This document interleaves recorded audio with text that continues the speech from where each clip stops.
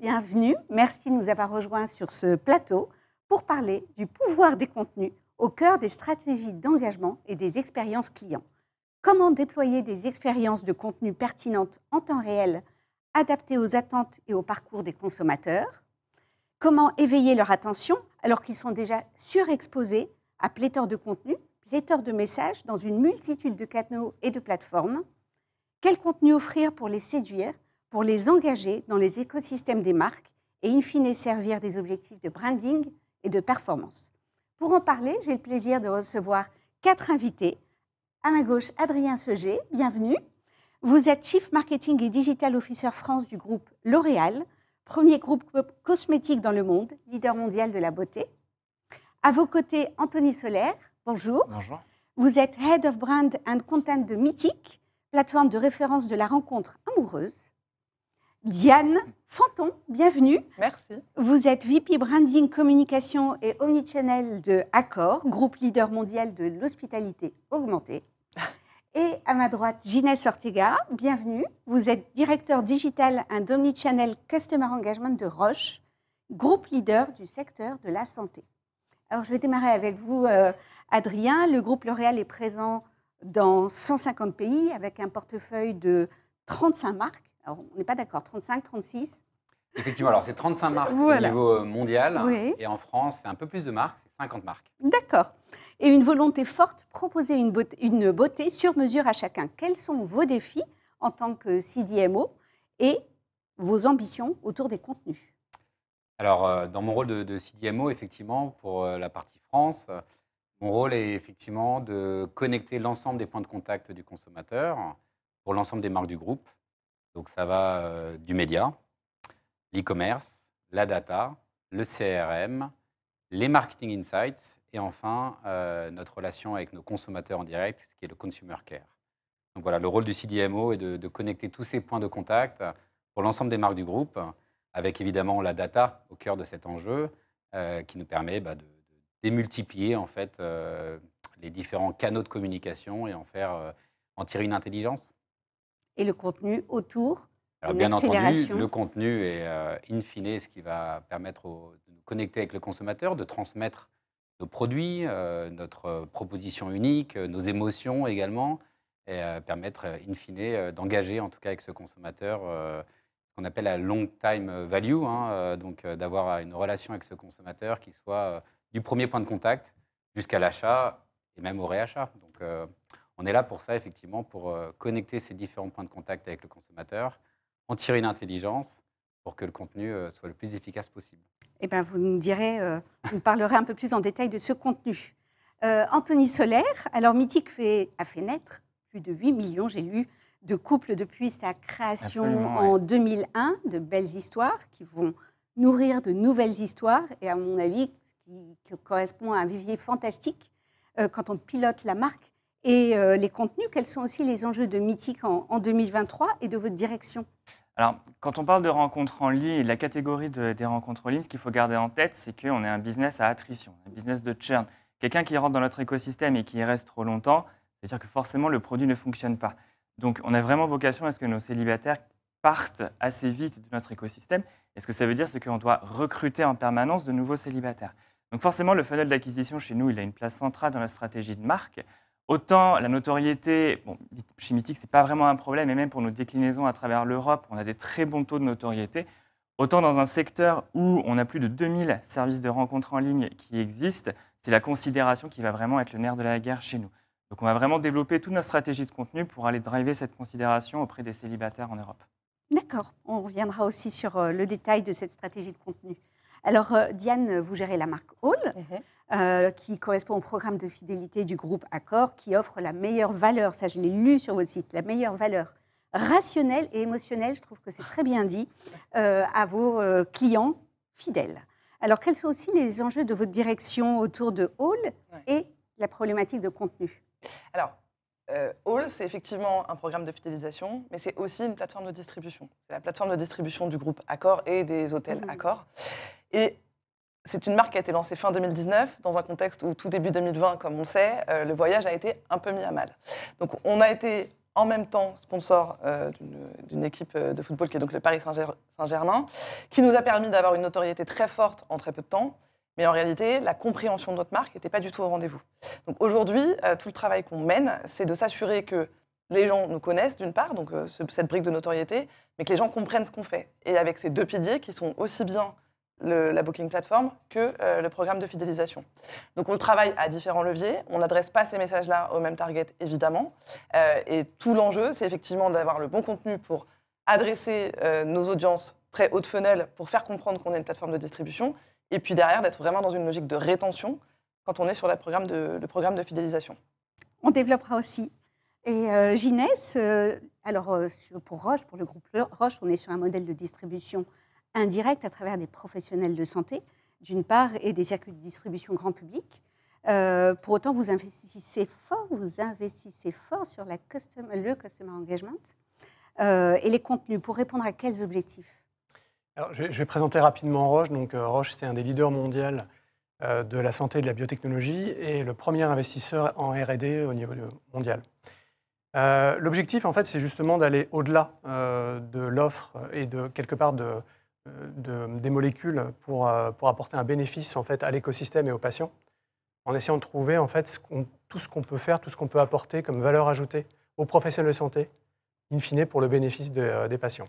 Et donc cette logique de stratégie de contenu s'inscrit vraiment dans cette logique-là, c'est-à-dire déjà de bien connaître les problématiques auxquelles sont confrontés les professionnels de santé au quotidien, et d'essayer, au-delà effectivement de la molécule, de leur apporter des solutions complémentaires en fait, pour les aider en fait, dans leur travail au quotidien. D'accord. Alors, on va rentrer dans vos stratégies de contenu, 4 secteurs d'activité différents volontairement que j'ai choisi d'inviter. Et vous êtes tous dans des industries qui nécessitent énormément de contenu, des contenus qu'il va falloir harmoniser, des contenus qu'il va falloir personnaliser pour délivrer les meilleures expériences et répondre aux objectifs, on en parlait, de brandformance en fait. Alors, Anthony, je reviens vers vous.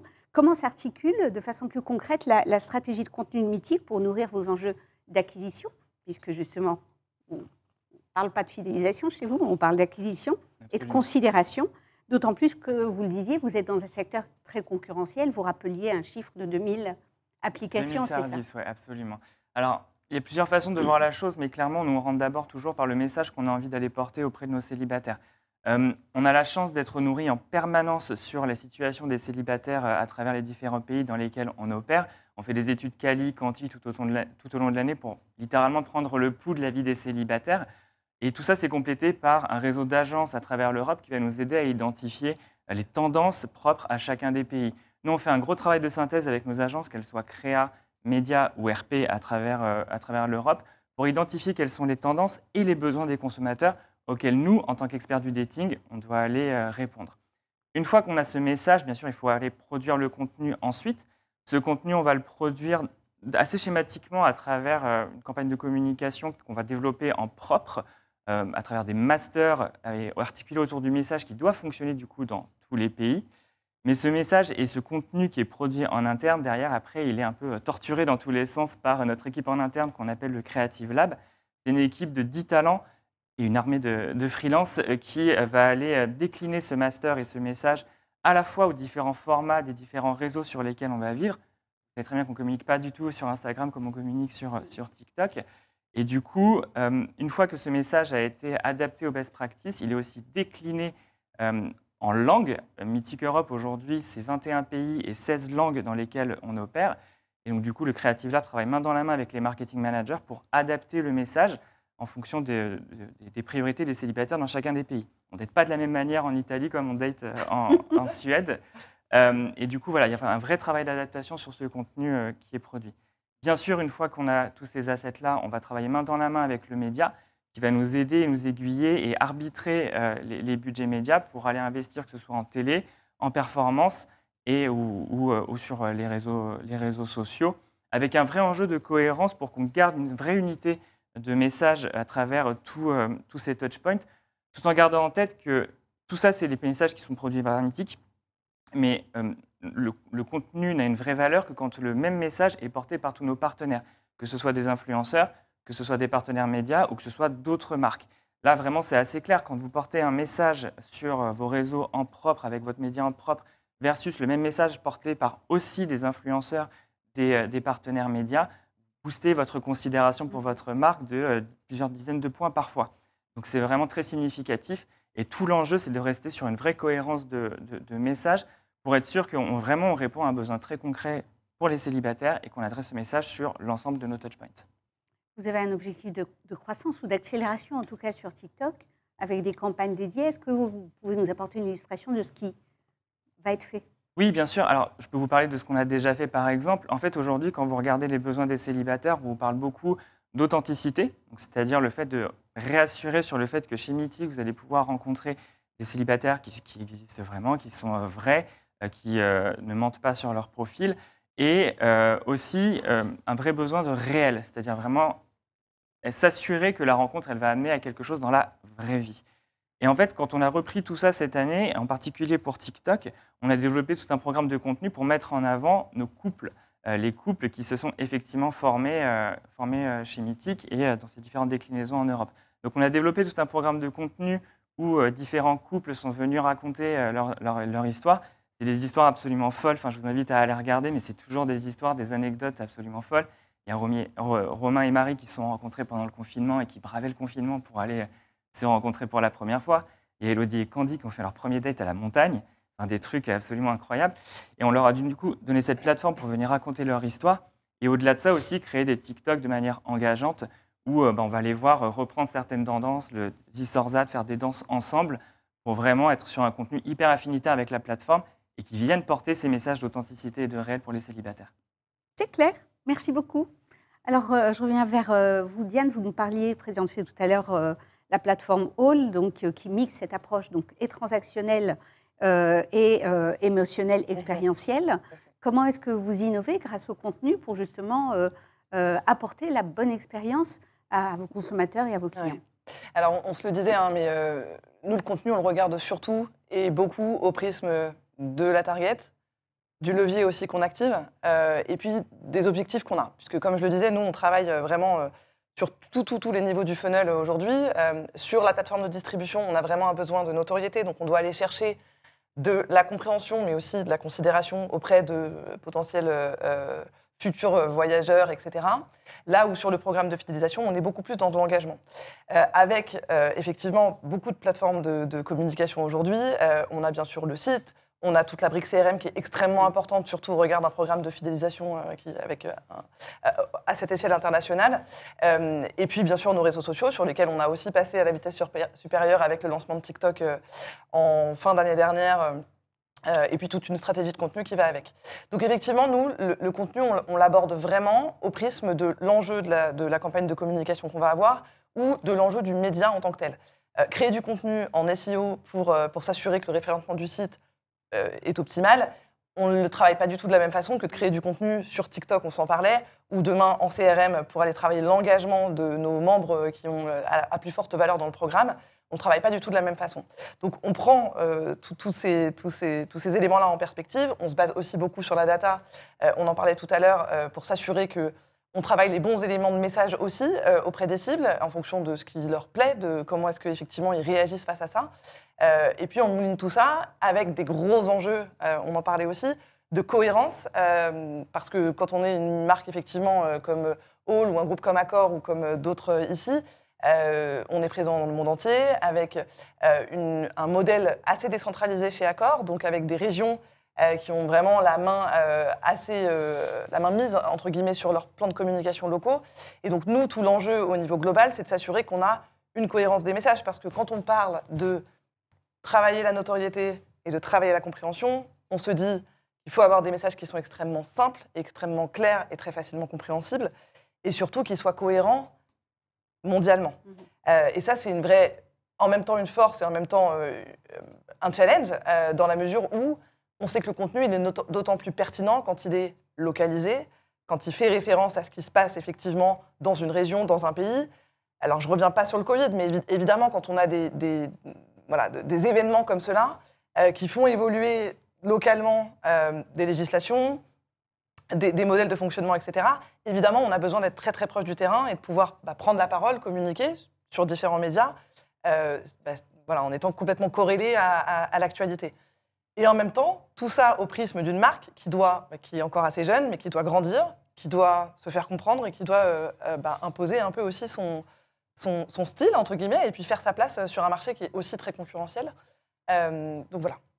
Sur l'approche CRM, est-ce que Ouais. vous avez une stratégie plus particulière autour des contenus? Vous pouvez nous en parler? Bien sûr. Alors, sur l'approche CRM, on a 2 briques. On a la brique qu'on appelle le cycle de vie, qui sont tous ces emails qui sont triggers, donc qui sont envoyés automatiquement en fonction de l'engagement du client, de son stade dans le programme de fidélisation ou de son stade en termes d'engagement d'achat avec nous. Où là, effectivement, on a retravaillé, justement l'année dernière, on a retravaillé complètement ce cycle de vie pour s'assurer qu'il soit encore plus aligné avec le tone of voice de la marque, les ambitions aussi qu'on a en termes de développement. Ça, c'est la première brique, qui est extrêmement importante, puisque tout ce qui est fait de manière automatisée, on serait incapable de le faire de manière, en termes d'animation manuelle, on va dire. Donc cette brique, elle est extrêmement importante, et elle est, évidemment, on parlait de Customer Lifetime Value tout à l'heure aussi, elle est nécessaire pour s'assurer qu'on est là au bon moment et qu'on donne le bon message, mais de manière automatisée. Et puis il y a une deuxième brique qui est effectivement aussi qui vit en parallèle de ça, qui est toute la brique animation, activation chez nous, où là on est plus en one shot sur des campagnes spécifiques, et où là on travaille avec des stacks techniques qui nous aident aussi à aller vers plus de personnalisation, avec des contenus qui au sein d'un même email et d'une même structure d'email vont pouvoir se personnaliser en fonction de à qui l'email est envoyé, et qui nous permettent d'être beaucoup plus précis dans les messaging qu'on envoie. Tout ça, c'est la partie, on va dire la machine, entre guillemets. Bien évidemment, le contenu doit servir ça. C'est énorme, ce qu'on se dit en termes de contenu, quand on est sur des telles volumétries aussi sur le programme ou même sur notre base client. Donc il y a une vraie nécessité à avoir cette banque de contenu qui est mise à disposition et qui permet à cette automatisation de prendre vie et d'être pertinente. Sinon, sans ça, on peut automatiser, mais si le message est le même ou n'est pas le plus pertinent, ça ne fonctionnera pas derrière, évidemment. C'est clair. Tout à fait. Merci. Adrien, je reviens vers vous. Alors, le client aussi, chez L'Oréal, il est divers. Il veut être inspiré, il veut être conseillé au fil de son parcours omnicanal. Parlez-nous aussi de la stratégie de contenu que vous déployez à travers l'ensemble des marques. Il y avait et les marques en France et les marques internationales. Alors effectivement, sur le scope France, effectivement, on a plus de 50 marques. Je le disais tout à l'heure, il y a une quinzaine de marques qui sont spécifiques à la France. L'essentiel pour nous, en fait, c'est d'apporter effectivement cette cohérence, mais évidemment cette personnalisation. C'est la capacité finalement de suivre le consommateur tout au long de son parcours avec la marque. Et même, on a l'ambition de pouvoir aussi apporter une certaine valeur et des synergies pour l'ensemble du groupe, en connectant les différents points de contact et la donnée de ce consommateur. C'est là où on pense qu'on peut apporter pas mal de valeur pour ce consommateur. Vous savez, L'Oréal, c'est un des plus grands partenaires aujourd'hui, investisseurs dans les médias en France, avec l'ensemble des marques du groupe. Et donc, on a une forme de responsabilité aussi auprès du consommateur pour pouvoir aborder les différents points de contact avec lui de la meilleure des façons, pour éviter d'avoir un bombardement, on va dire, de contenus qui ne lui correspondent pas forcément. Donc, effectivement, il y a une cohérence dans le discours de la marque. Il y a aussi une personnalisation à apporter. Cette cohérence, elle se fasse sur les différentes étapes de son parcours d'achat. On regarde, à mon sens, différents niveaux. D'abord, la notoriété, la construction de la marque, qu'on va appuyer sur différents canaux de communication, la télévision, on parlait de l'affichage tout à l'heure, également la presse, qui vont être des très bons moyens d'asseoir la notoriété. On va ensuite parler de la considération, on va utiliser les réseaux sociaux, les influenceurs, notamment, qui vont pousser une forme d'engagement. Et puis enfin, tout ce qui va être, on appelle ça la performance, mais surtout situé au niveau de la conversion, de l'achat, où là, on va plus être très, très focalisé sur le search, notamment, et sur nos sites D2C, où on va avoir aussi un contenu spécifique. Et puis enfin, effectivement, la fidélisation. Ce qui est important, c'est que sur ces différentes étapes, on varie notre communication, on est capable de l'adapter par rapport aux différents signaux que va nous envoyer ce consommateur. Et communiquer sur ces différentes plateformes, ça également pas la même, on n'a pas la même façon de le faire. Entre un TikTok, entre un Snapchat, entre un Instagram sur les réseaux sociaux, mais également un influenceur, il va falloir véritablement adapter cette communication. Donc les grands enjeux, c'est à la fois garder une cohérence sur l'ensemble du parcours d'achat, mais également une capacité d'adapter son contenu en fonction des différents formats. On sait que TikTok, c'est un format qui est aujourd'hui complètement vertical et qui est plein écran, quand Instagram va être un format plus horizontal. Snapchat va être plus immersif. Donc il faut vraiment que les marques du groupe puissent avoir cette capacité d'adaptation du contenu, à la fois sur les différents moments du parcours d'achat, mais également sur les différentes plateformes. Donc c'est véritablement deux enjeux un peu matriciels qui sont en train de se passer, où on est le consommateur dans son parcours d'achat et quel type de contenu ou de format doit être le plus adapté par rapport au consommateur. On peut avoir des contenus très immersifs, maintenant on en parlera peut-être un peu plus tard sur la réalité augmentée notamment, qui va apporter ces nouveaux canaux. Ce qui est important pour nous, on est aussi sur des nouvelles formes de communication qui vont être sur le DCO, donc le Dynamic Content Optimization, qui est là, on s'appuie véritablement sur l'intelligence artificielle à un moment donné pour pouvoir communiquer de manière adaptée sur ce consommateur. Donc on s'appuie sur différentes banques de données, différents types de contenus qui vont pouvoir être, on va dire, optimisés de manière naturelle en fonction des signaux que vont nous envoyer ce consommateur. Quand on a l'ambition effectivement d'accélérer, le e-commerce, c'est à peu près 30% aujourd'hui. Alors au niveau groupe, Au on niveau n'est groupe. pas loin de ça, effectivement. Maintenant, au niveau France, on est un petit peu moins, on est plutôt entre 15 et 20%. Et vous avez l'ambition d'accélérer, vous nous disiez Bien en sûr. introduction sur le e-commerce. Est-ce qu'il y a une politique dédiée en matière de contenu que vous allez mettre en place ou que vous êtes en train d'optimiser? Absolument, absolument. Donc, je parlais tout à l'heure de DCO. Effectivement, c'est quelque chose qui se prête très bien à l'e-commerce, notamment avec des plateformes d'e-commerce qui sont en train de lancer ça, des plateformes partenaires. Mais sur la partie e-commerce, il y a véritablement plusieurs angles d'attaque. D'abord, je parlais tout à l'heure de la partie performance, donc le moment de conversion d'achat du consommateur, où là, on va avoir des modes de communication qui vont être encore plus précis ou très segmentés sur des produits spécifiques.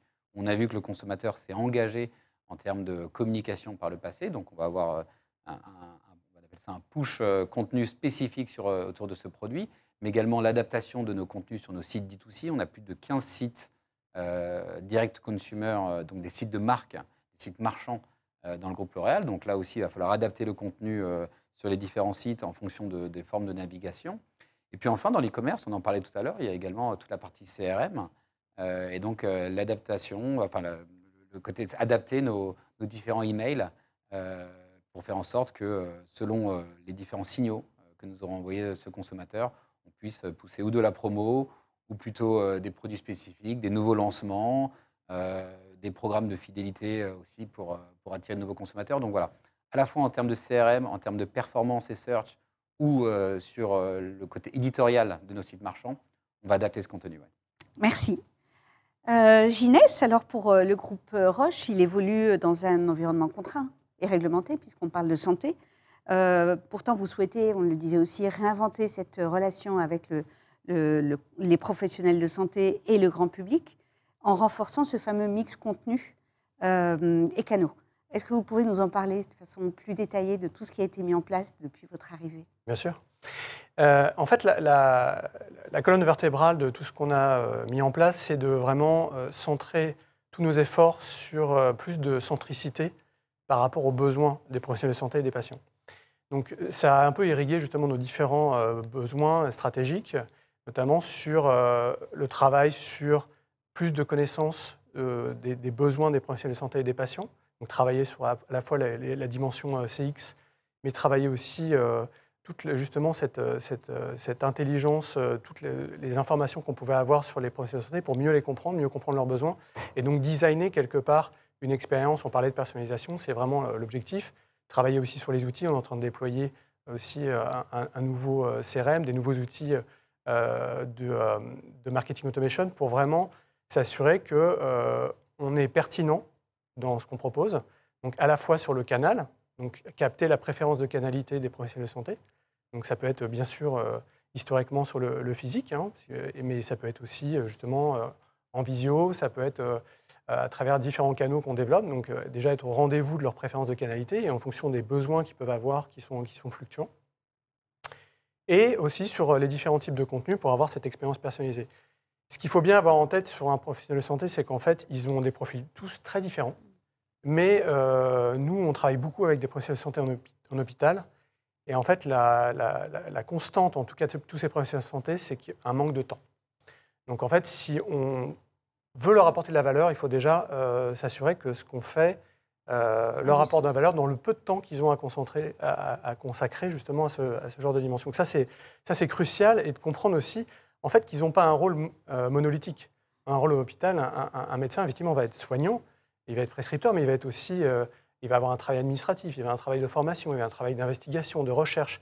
Et en fait, toutes ces dimensions, en fait, on veut justement les prendre en considération pour apporter justement des nouvelles possibilités et des nouvelles briques à valeur ajoutée, que ce soit des services ou des contenus, pour ces professionnels de santé, à leur proposer en fait dans leur quotidien, pour in fine avoir un bénéfice pour les patients. Donc ça, on a aussi refondu toute notre organisation, et on a simplifié aussi, on a un partenaire privilégié pour simplifier aussi une organisation comme Roche pour un professionnel de santé, et on essaye vraiment de développer cette logique partenariale pour à chaque fois avoir un seul curseur, c'est in fine, qu'est-ce que ça va développer comme impact positif pour le patient.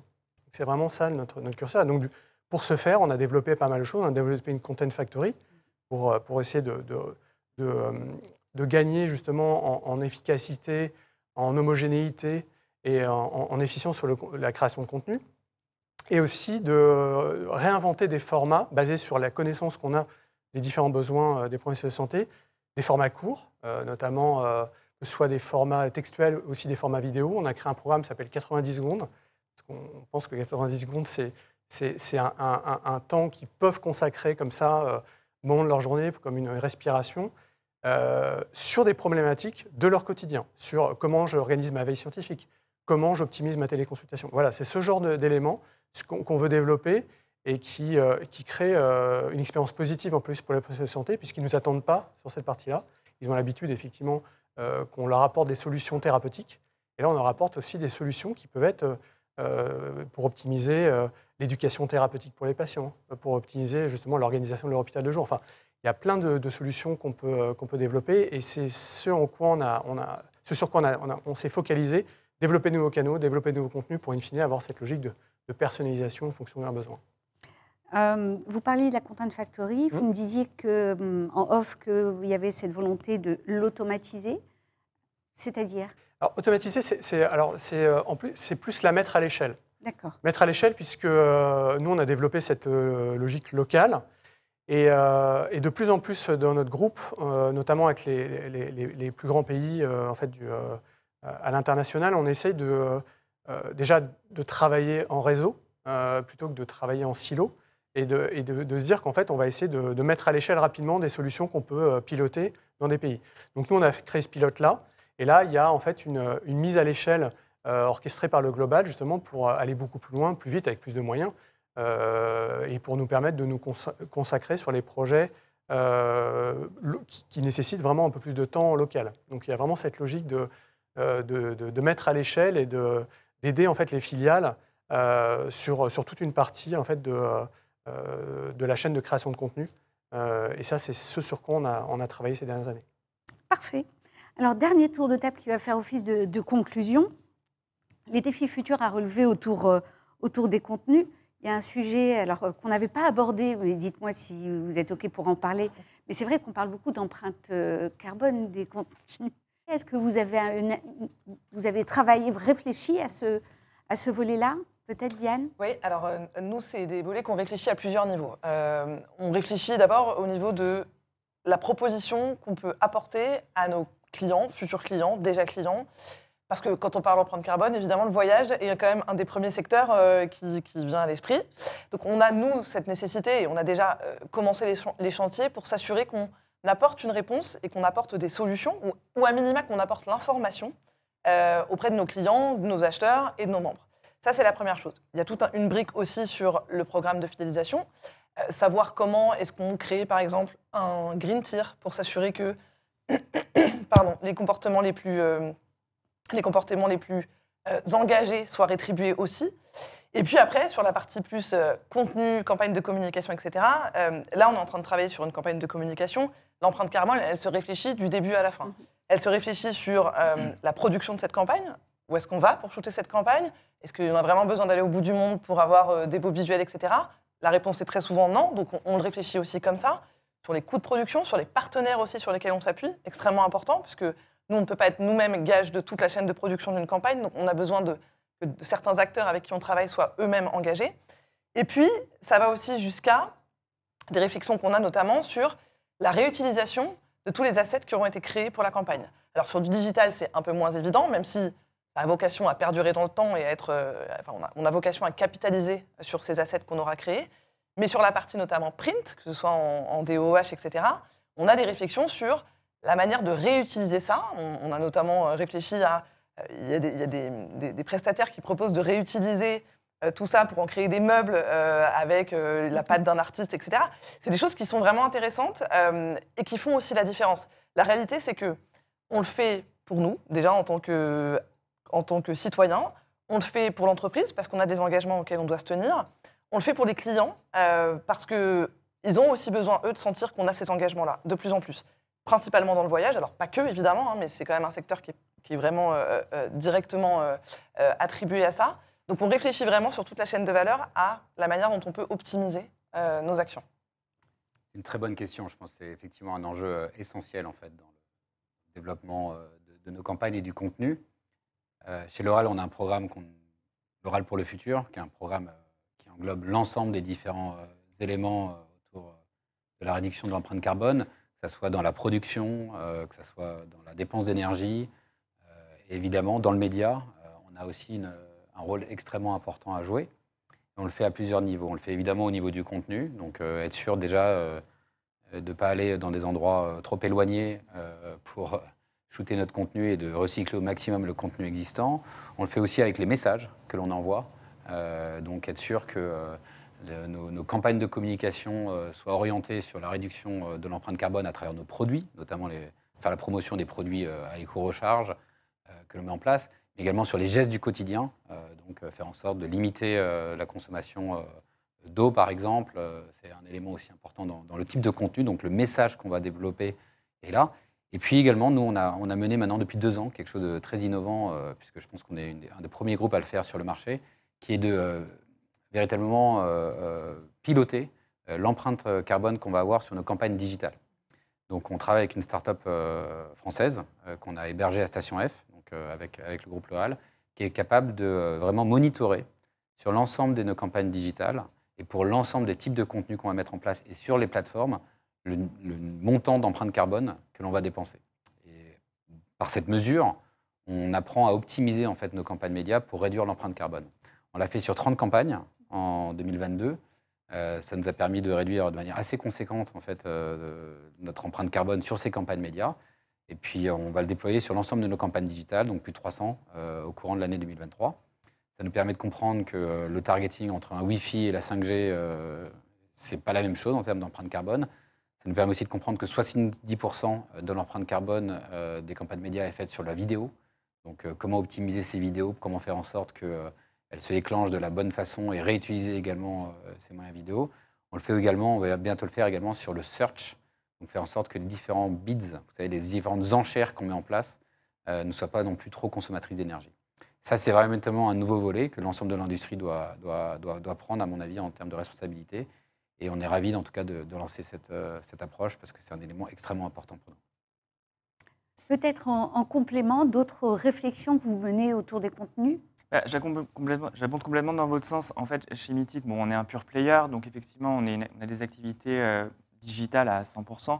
Le fait est que le produit travaille énormément sur l'impact de l'utilisation de nos serveurs, de toutes les données qui sont générées par notre application et comment les rendre plus efficaces. Donc il y a tout un pan qui a été mis en place chez Mythic pour ça. Mais je vous rejoins, la vraie question maintenant, c'est aussi d'un point de vue communication. J'ai rencontré la startup hier dont vous parliez justement et qui effectivement expliquait qu'une campagne en digital, ça a un énorme impact sur l'environnement. Et donc, c'est la responsabilité de tous les annonceurs de se poser la bonne question sur la meilleure manière de communiquer pour que, bien sûr, la performance continue à être au rendez-vous pour l'entreprise, mais il y a des moyens très efficaces et très simples pour réduire l'impact d'une campagne de communication, y compris en digital, pour la rendre plus efficace. Alors nous, c'est un enjeu clé, bien évidemment, ça doit l'être pour tout le monde, mais ce qui tient particulièrement au cœur à la famille qui est derrière en fait, notre groupe, puisque dans cette famille, il y a un des membres fondateurs de la WWF, donc la logique écologique, elle est vraiment au cœur en fait, de la réflexion et Et c'est un driver très important, c'est un des piliers de la stratégie de Roche. Et l'ambition, c'est d'avoir en fait une empreinte neutre à horizon 2030. Donc vraiment d'avoir... et ça, c'est donc bien évidemment, ça sous-tend en interne beaucoup d'actions. Sur la logique numérique, il y a là, il y a beaucoup de travaux en cours avec différents acteurs pour réfléchir notre responsabilité dans le cadre du numérique responsable. Et j'aurais un petit exemple aussi peut-être à apporter. Alors, c'est voilà, ce genre de petites actions, qu'on essaie de développer pour avoir des actions concrètes. En fait, à chaque visite à un professionnel de santé, il y avait légalement en fait, des documents en fait, à remettre. Et bien souvent, notre constat, c'est que ces documents, comme en fait c'était une logique réglementaire, les médecins ne les utilisaient pas forcément.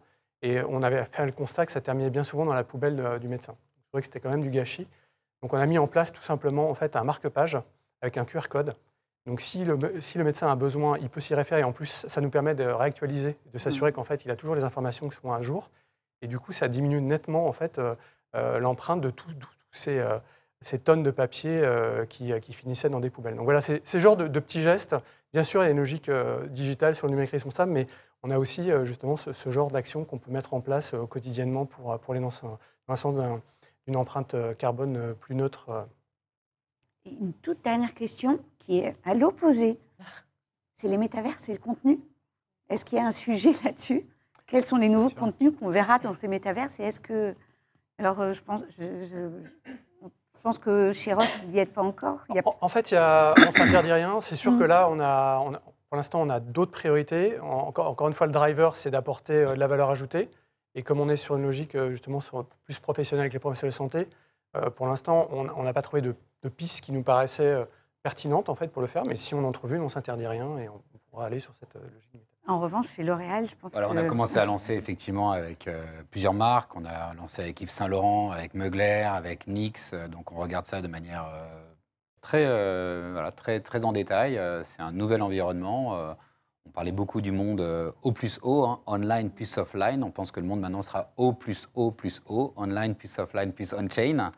Et donc c'est extrêmement important pour nous de commencer. Vous savez, chez L'Oréal, on dit qu'on veut toujours être dans saisir ce qui commence. Et véritablement, ce nouvel environnement sera essentiel. À mon sens, ça va surtout mettre encore plus l'accent sur la donnée, la capacité de traquer de manière très fine les comportements du consommateur via cette technologie blockchain. Le métaverse, bien sûr, ça sera peut-être des environnements immersifs, mais également, surtout, la capacité de encore mieux connaître ce consommateur. Et pour nous, fans de marketing, on va dire, c'est un nouvel environnement qui va nous permettre de connecter de manière encore plus précise avec le consommateur. Et c'est ça qui est extrêmement passionnant. Eh ben, merci beaucoup pour vos retours d'expérience et je vous donne rendez-vous pour une prochaine émission. À bientôt. Merci. Merci.